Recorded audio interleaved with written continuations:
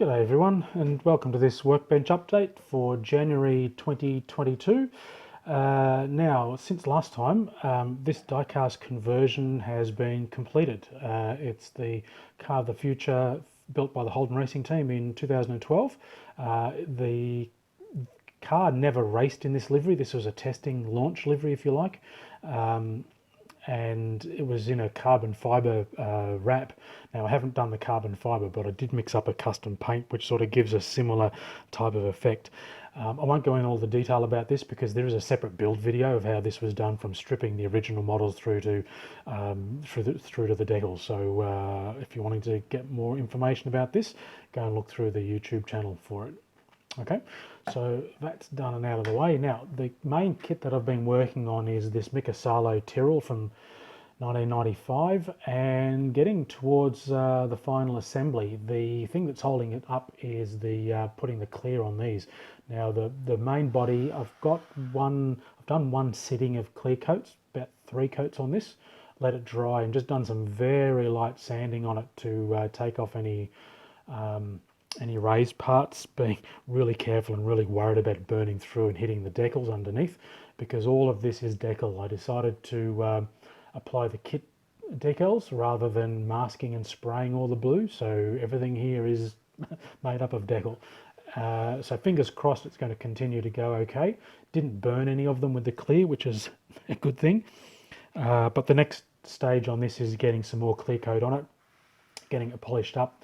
And then once that's done, I can then start fitting these other parts. For example, the front suspension is all in here, the barge boards, etc., all in here, ready to go, but I can't put it on until the body's done.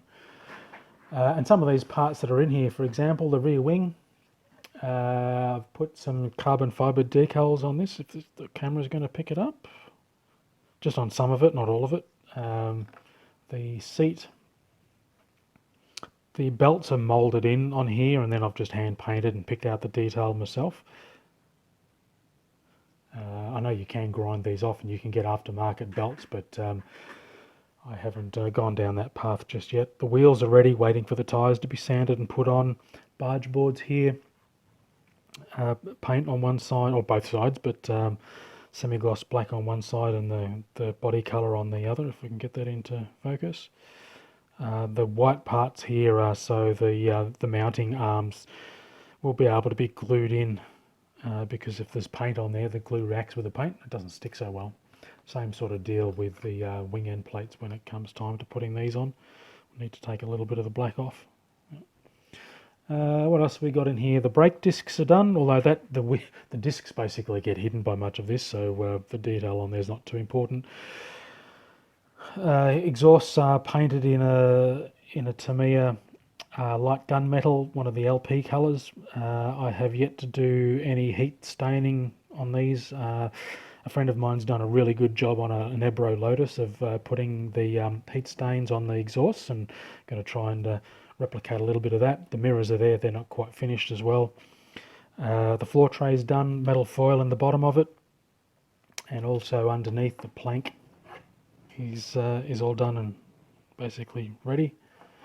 The engine and gearbox is also all done. Now, there's been a little bit of scratch building on here. The secondary shock absorbers at the very back on the left hand side there are scratch built, and I've also added a number of oil lines and wires on here that don't come in the kit.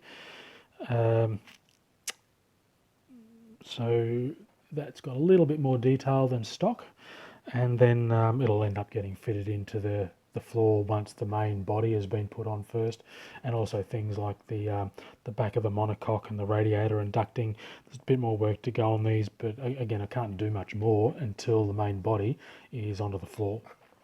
All right, so making progress on that, getting towards the final steps. Now, the next kit in the line, and it's only just been started a little bit, is this Tamiya Ferrari 43rd scale white metal. All I've done so far is attach the base to the main body by getting this screw in the right location, and also sanding down these raised areas where the wording is, because basically I'll be building the model sitting on those, because they give a good sort of scale ride height, and I'll be putting it onto this MDF plinth which I've just started marking up the centre line because I've got to work out where the holes are going to be drilled in the model and in the base to attach this on here for two purposes. One, it's going to be displayed on this base, and secondly, when building the model, it's going to be much easier to hold it if it's screwed to the base rather than holding the model itself. So only early stages on this, but getting it mounted is one of the first things, and then there's a lot of work in trimming up and getting the metal ready for paint and assembly.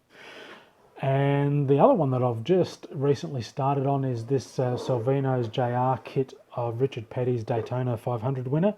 And this is the kit that I'm initially assembling when I'm attending the local model club meeting. So far it's just a case of cutting out and putting together a number of the parts that make up the engine and gearbox block. There's more pieces to go on this. I've found that I'm going to have to do a bit more research on this kit because the Salvinos don't include any paint colouring call-outs for any of this. So I don't know whether the engine is silver or the petty blue that the rest of the car is in, or what it is. So have to do some research online and go back through some of my old stock car magazines that are sitting in a box somewhere. So that's where we're at with that one, and that'll be a slow progress, I'd imagine. But that's where we are. Finished the diecast conversion, moving along with the Tyrrell, just started the Ferrari, and also just started the stock car. All right, that's it for now. Cheers.